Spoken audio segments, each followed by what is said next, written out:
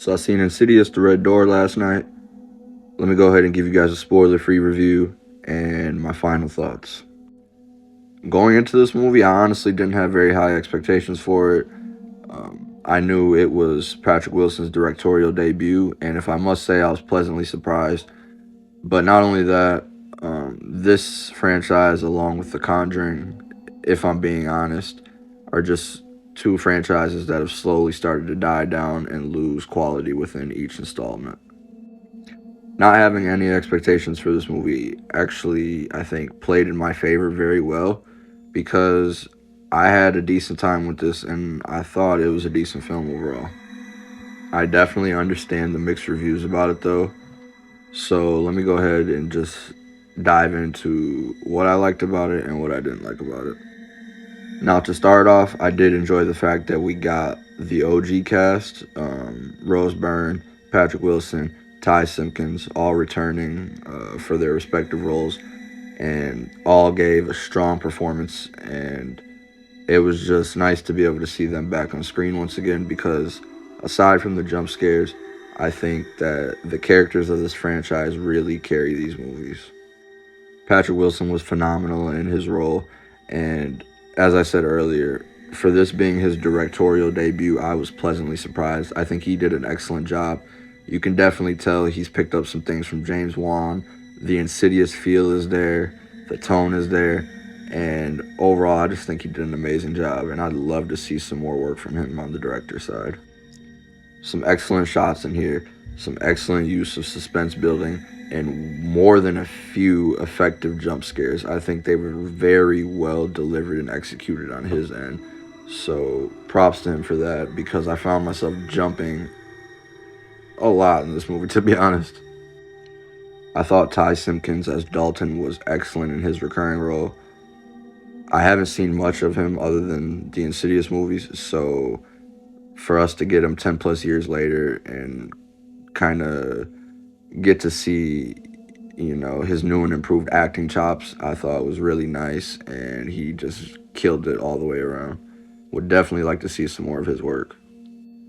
Rose Byrne, a queen, phenomenal as always. My God, is she beautiful.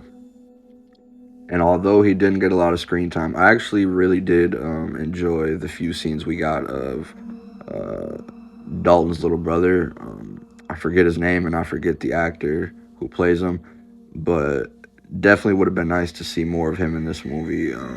Like I said, I actually enjoyed the few scenes that we got from him. I thought Sinclair Daniels as Dalton's roommate was really good. Um, Definitely the comedic relief of the movie, but excellent in her performance. There were some point in times where her comedy felt a little flat, felt a little off, but I think that was more due to the writing. But, and I'll get into that very soon, but nonetheless, I think she did excellent in her role. Now, speaking of the writing, let's go ahead and get into the bad because there's definitely some shit to talk about with this. You can tell all the way around from the acting and the directing that this movie is absolutely a passion project, but where it lacks is in that fucking writing department. Scott Teems wrote this, and for those of you who don't know, he is responsible for the Firestarter remake, um, Halloween Kills, and Halloween Ends, and he's also got his hands on the new Exorcist remake, which has me a little bit worried. But this was just a really, really flat script from him. I'm not sure what he was thinking on this one, but this movie had a lot of potential that kind of just didn't deliver. This is one of those movies that felt like a cash grab on the writer's end. I understand what Patrick Wilson was like. I said this was a passion project for Patrick Wilson because you can see it's there in the directing and the acting. Him and the rest of the cast were phenomenal, but from a writer's standpoint, this felt like a cash grab because this is a movie that genuinely was not needed. And once you get to the end of the movie, I'm pretty sure you'll say to yourself the same exact thing. Why did they make this movie? It essentially, other than providing a little character development, it does nothing to further the plot. from the previous two installments in chapter one and chapter two. We basically spend the whole movie rehashing and going over things that, as an audience, we already know, we've already seen. It was disappointing because they really set up the stakes at certain points in this movie where it felt like there was a lot to lose, and they definitely could have pulled the plug and been ballsy with the moves that they made, but they chose to play it safe, and I just don't think that worked well in their favor. They advertised the shit out of the red faced demon, Darth Maul, the one we got from the first Insidious. He's all in the trailers, he was all over the posters. You get him maybe for fucking 3 scenes total. I thought that was an absolute letdown. Rose Byrne might as well not have even been in this movie. As much of a staple as she was for the first two films, for her to get maybe a total of 10 minutes of screen time was just disappointing in my opinion. She is a phenomenal actor, and she kills her role as the mother in this movies, or in these movies, I should say. So put her on the fucking screen, please.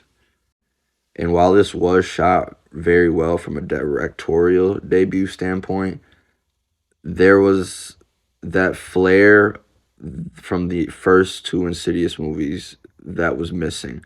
That kind of gray, ominous feeling or color scheme that they used in the first one, it wasn't there, which is something I always thought was very effective for these movies.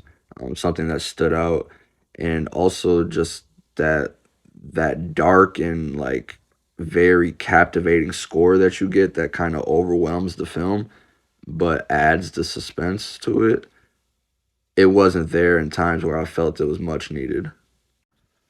This one's frustrating because, for one, like I said, we don't get enough to further the plot at the end of the day. Two, I think a lot of us were expecting, especially seeing the Darth Maul demon back, I think a lot of us were expecting to get some sort of backstory in that regard. There's nothing there. This film also drags out in certain points, and like I said, I think that's a lack of plot. It gets to a point where it almost, at least in my opinion, it's like you're sitting there waiting for the next scare.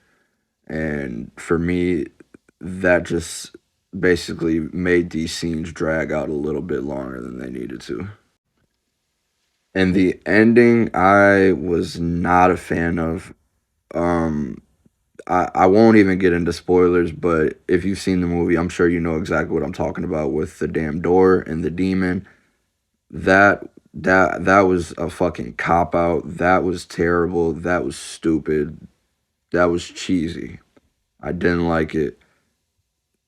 That was a perfect example of what I was talking about earlier, where they could have set up for something dark and they decided to play it safe, and it blew back on them.